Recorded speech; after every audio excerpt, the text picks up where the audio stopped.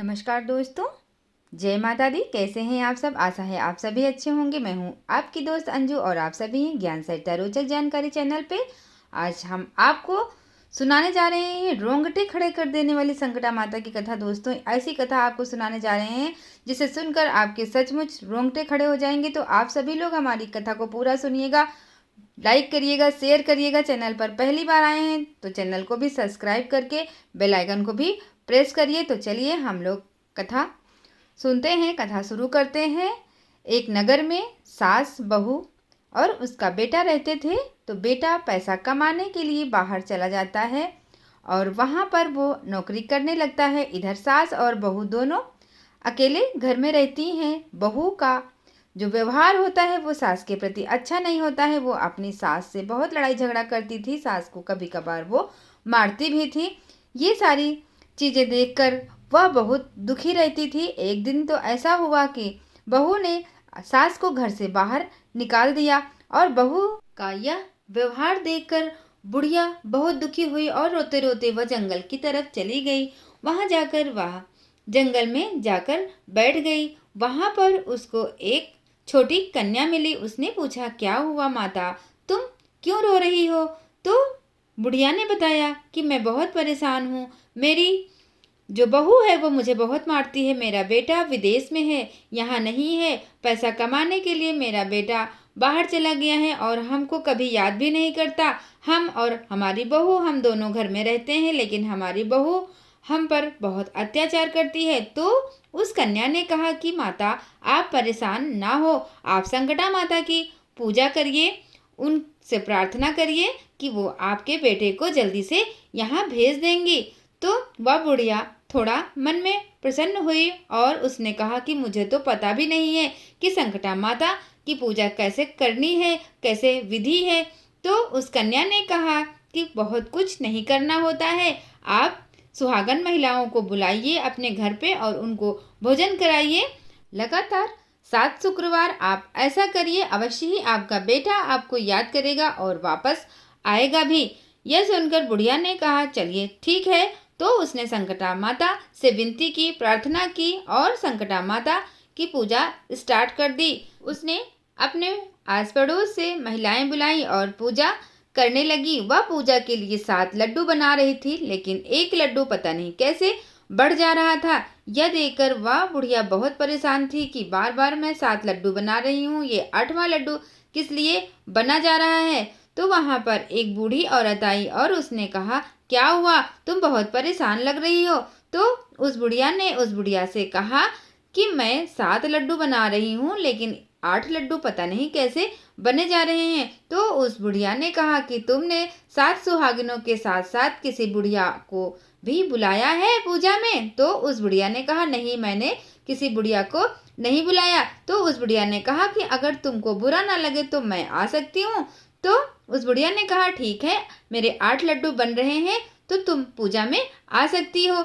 वो बुढ़िया भी पूजा में आ गई और 3 शुक्रवार ही बीते थे कि उसके बेटे को अपनी माँ और अपनी पत्नी की याद आई। परदेश में वह परदेश से वापस चल दिया और यहाँ पर जब चौथा शुक्रवार को उसकी माँ पूजा कर रही थी तो उसका बेटा आ गया और बेटे को देख करके बहू दौड़ी दौड़ी अपने पति के पास चली गई। बेटे ने सोचा, मेरी पत्नी मुझसे कितना प्यार करती है, लेकिन मेरी माँ मुझसे प्यार नहीं करती। मैं अपनी माँ को और अपनी पत्नी को याद करके इतनी दूर से आ गया, लेकिन मेरी माँ उठ के मुझसे मिलने भी नहीं आई, क्योंकि वह उस समय संकटा माता की पूजा कर रही थी। जब पूजा खत्म हुई तो वह बुढ़िया अपने बेटे के पास गई और बेटे ने कहा कि माँ, मुझे आए हुए कितना टाइम हो गया है, तुम मुझसे मिलने तुरंत क्यों नहीं आई थी?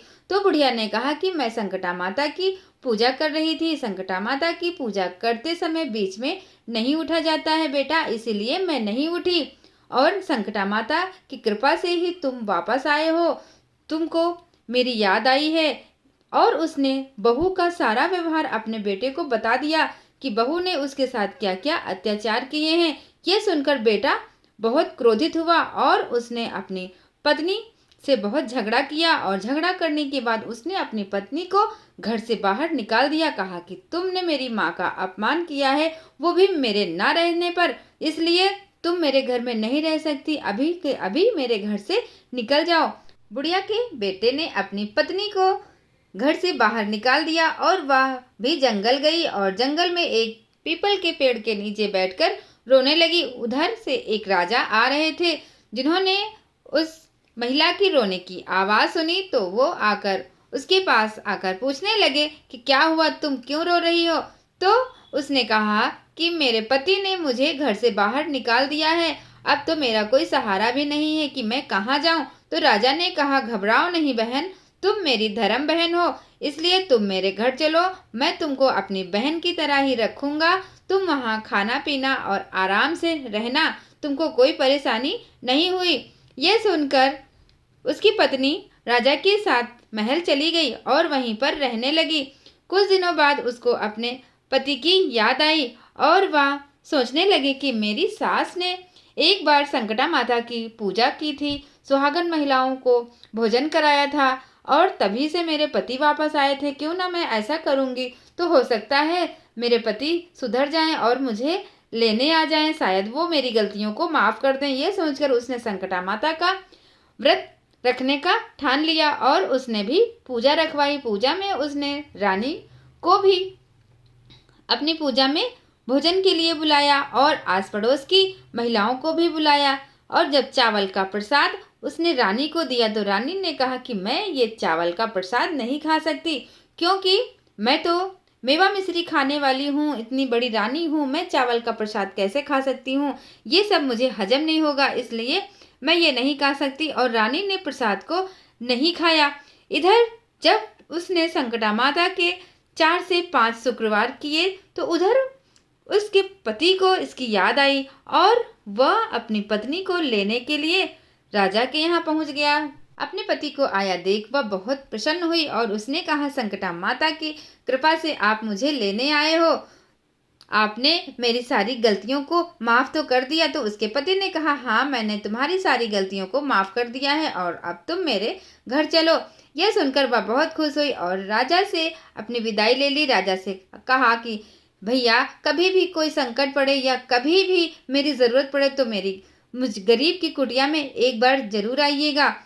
राजा ने कहा कि बहुत अच्छी बात है कि आपको अपने पति के घर जाने का मौका मिल रहा है और हंसी खुशी राजा ने अपनी बहन को विदा कर दिया। जैसे ही राजा की बहन अपने पति के साथ अपने घर चली गई, वैसे ही राजा के महल में बहुत सारी परेशानियां आने लगी। जो भी धन दौलत था वो सारा नष्ट होने लगा। तो राजा बड़ा परेशान हुआ। तो एक दिन रानी ने कहा कि जब से तुम्हारी धर्म बहन घर छोड़कर गई है, उसके पति उसको लिवा कर लेके गए हैं, तब से हमारे जीवन में संकट आ गया है, पता नहीं क्या हो गया है।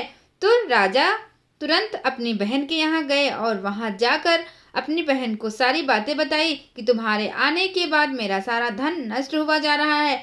तो बहन ने कहा कि भैया मैंने संकटा माता की पूजा रखवाई थी, जिसका प्रसाद रानी जी ने नहीं खाया था, इसी वजह ये संकटा माता के क्रोध से हो रहा है, आप घबराइए नहीं। भाभी से कहिए कि वो संकटा माता का व्रत करें, सुहागन महिलाओं को बुलाकर भोजन कराएं, सारे संकट दूर हो जाएंगे। क्योंकि संकटा माता ऐसी ही हैं जिसके भी संकट होते हैं, अगर सच्चे मन से आप उनको याद करते हैं, उनकी पूजा करते हैं, उनकी पूजा करवाते हैं तो वो सभी के कष्टों को दूर करते हैं, इसीलिए उनका नाम संकटा माता है। तो भैया आप बिल्कुल घबराएं नहीं, क्योंकि इन्हीं के प्रताप से मुझे मेरे पति वापस मिले हैं, मेरी सास को उनका बेटा वापस मिला है। तो संकटा माता सभी के संकटों को दूर करती हैं और उनके जीवन में, अपने भक्तों के जीवन में कभी कोई कष्ट नहीं आने देती। तो दोस्तों ये हमारी कथा आपको कैसी लगी, मुझे पक्का यकीन है कि आपके रोंगटे जरूर खड़े हो गए होंगे। तो हमारी वीडियो को पूरा देखने के लिए आप सभी का बहुत बहुत धन्यवाद। संकटा माता आप सभी की रक्षा करें, आप सभी की मनोकामनाएं पूरी करें। हम फिर मिलेंगे नेक्स्ट वीडियो में।